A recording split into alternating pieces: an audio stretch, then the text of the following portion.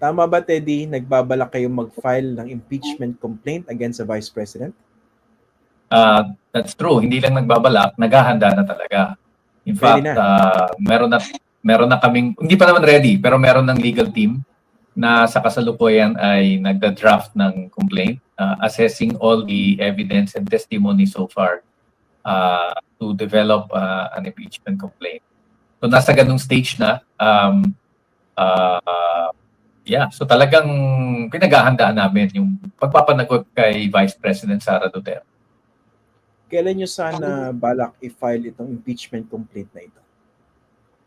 Well, wala pa kaming final date kasi of course unang-una kailangan mo na makumpleto yung impeachment complaint, and then we will have to discuss this with the possible complainants at I'm sure meron din silang magiging suggestions, iba pang points. So dadaan pa yan sa period ng discussion, deliberations, and then once ma-finalize at meron ng complainants, we will have to talk to the possible endorsers in Congress.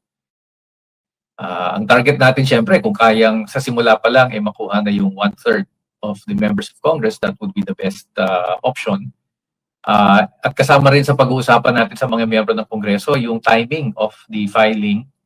Kasi may mga konsiderasyon dyan, halimbawa, magba-break na I think by the second week of December ang Kongreso.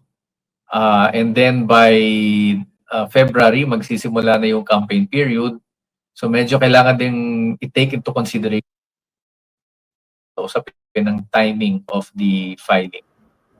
Okay. Teddy, pag sinabi mong kami, sino yung nagpaplano mag-file? Yung Bayan o yung itong Duterte Panagutin Campaign Network? Sino exactly? Kasama ang Bayan dyan. Kasama yung ibang mga nakasama namin sa Duterte Panagutin Network kasi ang initial focus talaga nun yung extrajudicial killings tsaka yung International Criminal Court. But of course, nag-extend na yan sa usapin ng issues kaugnay ni Vice President Sara Duterte. And then other groups and personalities na may interest na mapanagot talaga ang isang napakataas na opisyal ng ating bansa. Okay, pero anong basa mo rito sa ano? Anong tingin mo rito sa pronouncement ng Pangulo? Alam natin ang impeachment complaint, of course it's partly legal, pero a huge part of that, in order for any impeachment proceeding to succeed, malaking bagay yung aspekto ng politika. Okay. Yes. Dito sa binanggit ng Pangulo, anong basa mo rito? Paano makaka-apekto ito doon sa mga pinaplano niyong i-file? Well, unang-una, tingin namin maling-mali ang sinasabi ng Pangulo na yung pagpapanagot sa matataas na opisyal ng ating bansa dahil sa kanilang maling ginagawa ay waste of time. Tingin namin paglabag yan sa mismong itinatadhana ng ating konstitusyon sa kaugnay ng accountability of public officers kasi nagsasabi doon, they should be accountable at all times. At hindi kawalan yan. In fact, yan nga ang problema sa ating bayan Walang napapanood. At mas malaki yung ninanakaw mo, mas mataas kang opisyal, mas lalo kang hindi pinapanagot. So, hindi totoo yung sinasabi ni President Marcos na it is a waste of time. Hindi rin totoo na walang mapapala ang tao. Kasi kailangan may maturuan na leksyon ng mga opisyal. Hindi na pwede yung ganyang nanakaw ka ng anywhere from 150 million to much 100 million pesos. Sasabihin mo pa, maliit lang naman yan, 150 million lang yan. That is falling into the narrative of Vice President Duterte na hindi yung kine-question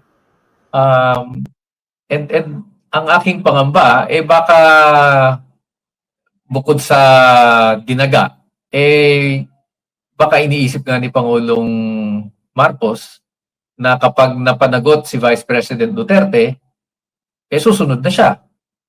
Or susunod na yung iba pang opisyal ng gobyerno na malamang may ganyan ting mga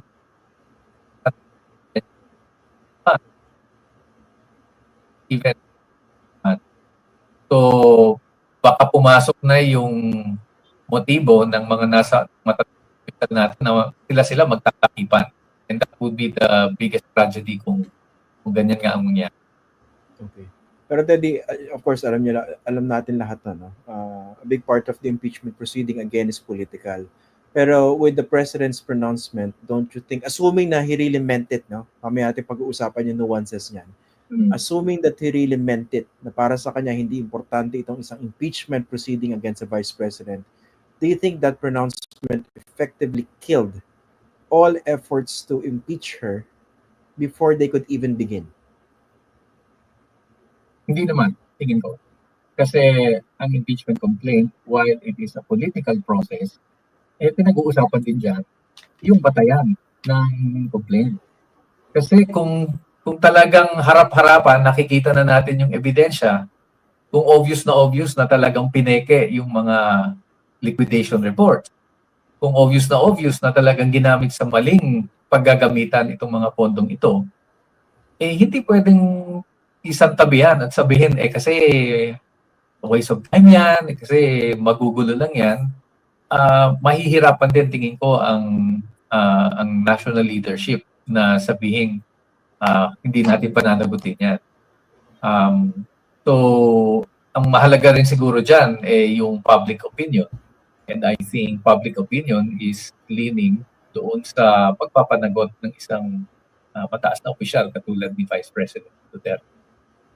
Okay. Pero do you think the president meant it when he said na hindi niya gusto yung magkaroon ng impeachment proceeding against the vice president? O baka naman this is part of some political ploy? Anong basa mo rito? Maraming haka-haka dyan, Christian. Mahirap magsara. But definitely whether he meant it or not, it sent the wrong message. If this is just a ploy para i-distansya ang sarili niya, hindi naman niya kailangan sabihin yung ganong mabibigat na salita. At hindi naman niya kailangan i-dismiss. He could have simply said that is up to the Congress o hands off ako dyan. So tingin ko, medyo mabigat talaga yung kanyang statements. And I tend to believe na baka nga ayaw niya yung ganitong proseso ng pagpapanagot ng Vice President because sabi nga, the Vice Presidency is just a heartbeat away from the presidency. And baka naman natatakot siya na kapag napanagot ang Vice President, similarly powerful and high officials, kailangan ding may ganung standards. We should remember na ang may pinakamalaking confidential and intelligence funds ay ang presidente ng Pilipinas. Baka ito ba, nakakabahan ba siya na yung doon sa mga panawagan na i-audit at silipin na rin yung sarili niyang confidential and intelligence funds? Yan ang mga tumatakbo po sa isip natin. Of course, lahat naman yan nasa realm pa rin ng speculation until we gather more Correct. facts. Pero sa akin naman, ba't siya matatakot sa ganun? Kung sakali man isa yun sa mga consideration, kontrolado niya yung House clearly kung mai-impeach itong si VP at kung makukonvict sa Senado, so clearly, kontrolado niya yung Senado. Diba? Bakit naman siya matatakot dun sa sarili niyang impeachment kung sakasakali? So, baka nangangamba siya that things might get out of hand or that, alam mo yung mga politiko sa Kongreso, bagamat sabihin na natin kontrolado niyan ng Malacanang, may sarili ring mga motibo at sariling mga pag-iisip yung mga yan. And they can also leverage these kinds of issues to get whatever concessions they want.